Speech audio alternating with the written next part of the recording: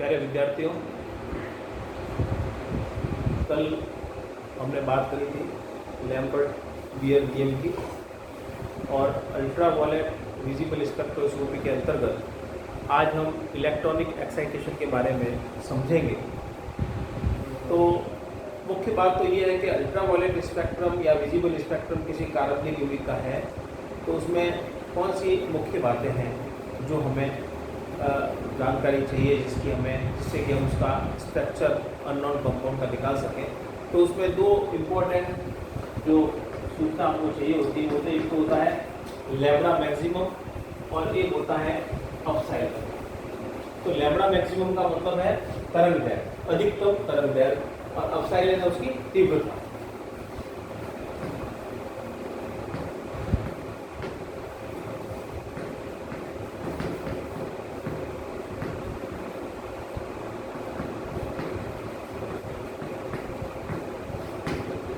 सामान्यतः किसी भी कार्बनिक यौगिक का यदि हम अल्ट्रावायलेट विजिबल स्पेक्ट्रम देखें तो वो इस प्रकार से हमें दिखता है।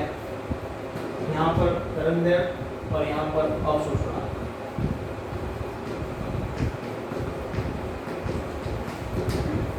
जिसको ऑप्टिकल डेंसिटी भी कहते हैं। तो जब इस प्रकार के दो राशियों के बीच में एक ग्राफ टाइप फिगर आता है तो यहाँ जब हम देखते हैं एक मैक्सिमा है और इस मैक्सिमा के कॉरस्पॉन्डिंग जो वैल्यू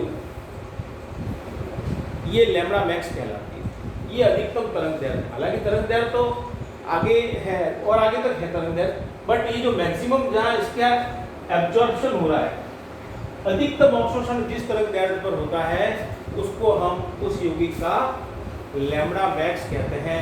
और ये लैम्बडा मैक्स जो है ये अभिलाक्षणिक गुण है किसी भी कार्बनिक यौगिक के लिए।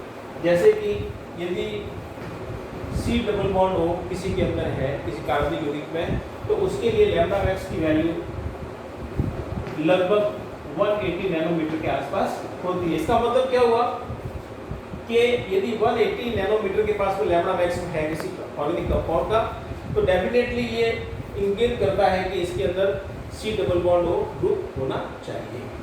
तो ये अल्ट्रा वायलेट स्पेक्ट्रम हमको ये बताता है कि इसमें कौन सा ग्रुप उपस्थित है।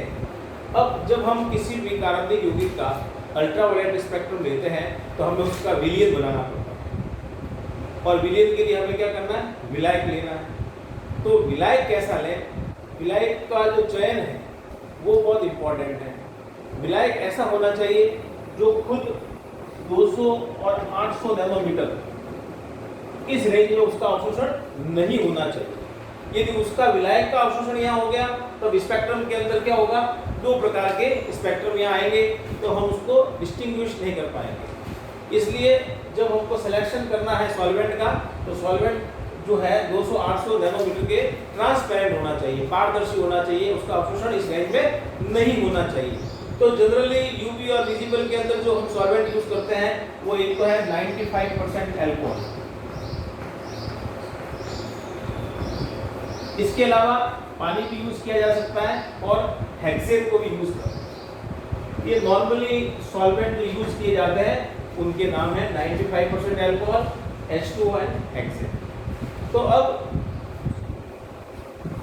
ये जो मीडियम है इसको हम स्पेक्ट्रोफोटोमीटर की सहायता से अलग अलग सांद्रता का विलयन बना के अलग अलग उसकी ऑप्टिकल डेंसिटी को हम ज्ञात कर लेते हैं। तो होता क्या है कि जैसा कि कल मैंने आपको बताया था, किसी कार्बनिक यौगिक के द्वारा यदि अल्ट्रावायलेट या विजिबल रेडिएशन का अवशोषण होता है तो इलेक्ट्रॉनों का क्या होता है, एक्साइटेशन हो जाता है, इलेक्ट्रॉन उत्तेजित हो जाते हैं, निम्न ऊर्जा स्तर से वो कहाँ जाते हैं, उच्च ऊर्जा स्तर में चले जाते हैं। सामान्यतः हमने MOT पढ़ी है, मॉलिक्यूलर ऑर्बिटल थ्योरी।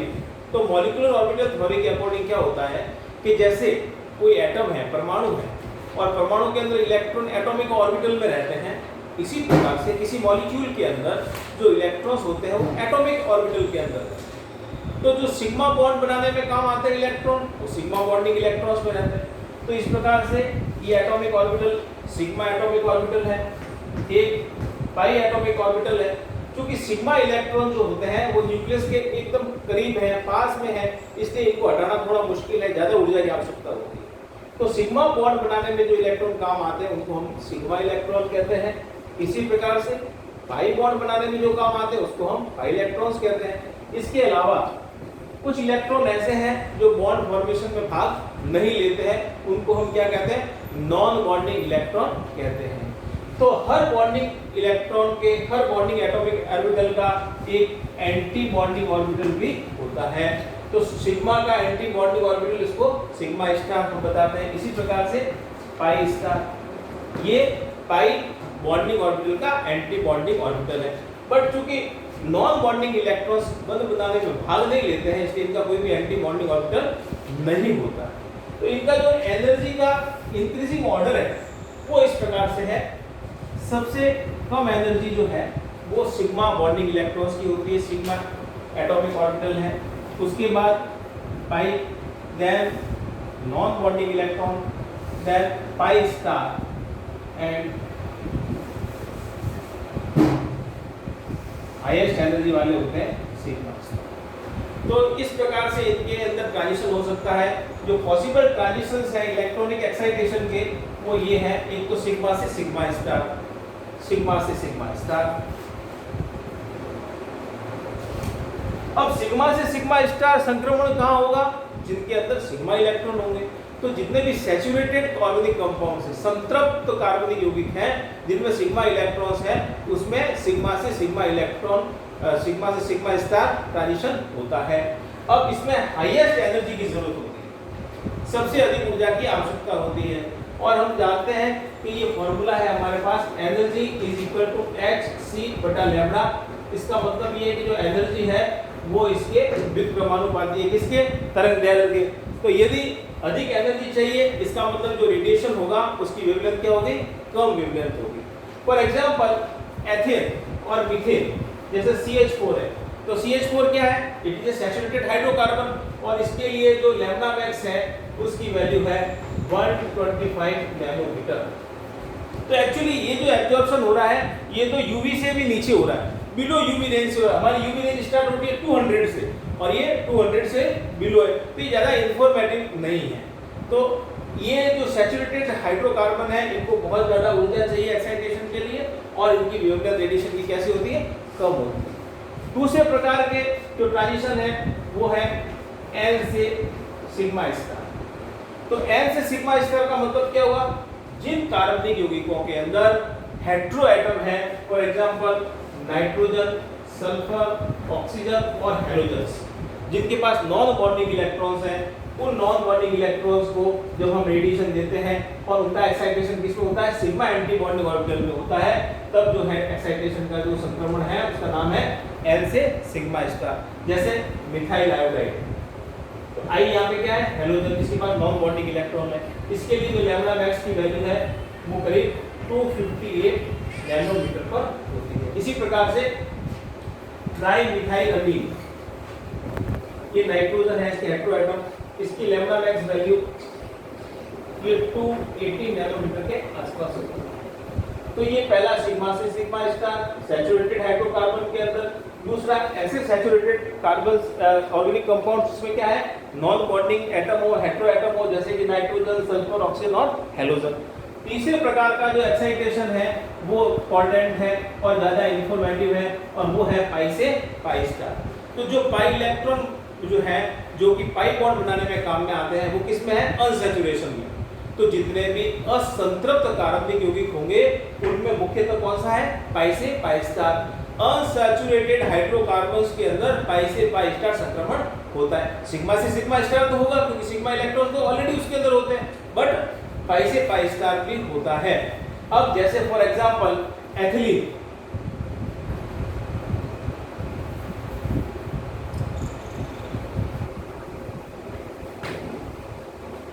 इसका लैम्डा मैक्स वैल्यू जो है 180 नैनोमीटर है।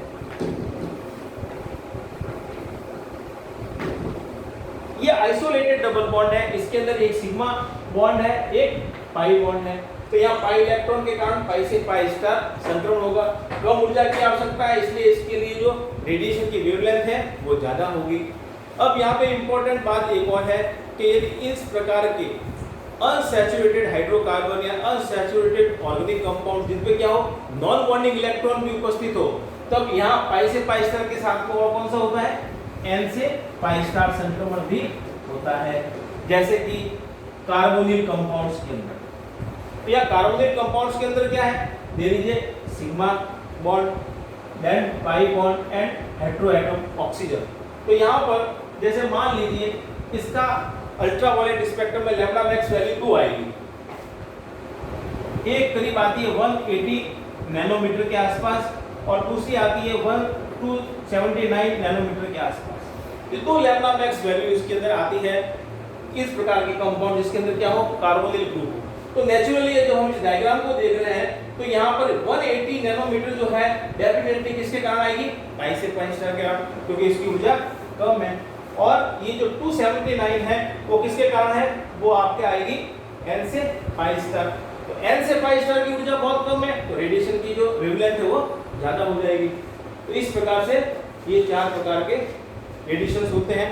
अब यहाँ पर एक इंपॉर्टेंट बात और है कि जैसे जैसे कॉन्जुगेशन बढ़ता है डबल बॉन्ड का, वैसे वैसे वेवलेंथ की जो है वैल्यू भी बढ़ती जाती है। जैसे आइसोलेटेड डबल बॉन्ड है, लैम्डा मैक्स कितना है आपका 180 नैनोमीटर, लेकिन butadiene CH2 CH CH double bond CH2 क्योंकि यहाँ पे 2 डबल बॉन्ड है और कॉन्जुगेशन में, इसलिए इसकी लैम्डा मैक्स वैल्यू कितनी हो जाएगी 270 nanometre.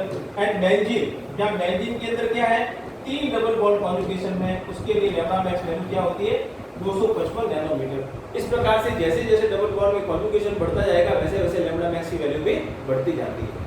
Good luck, thank you.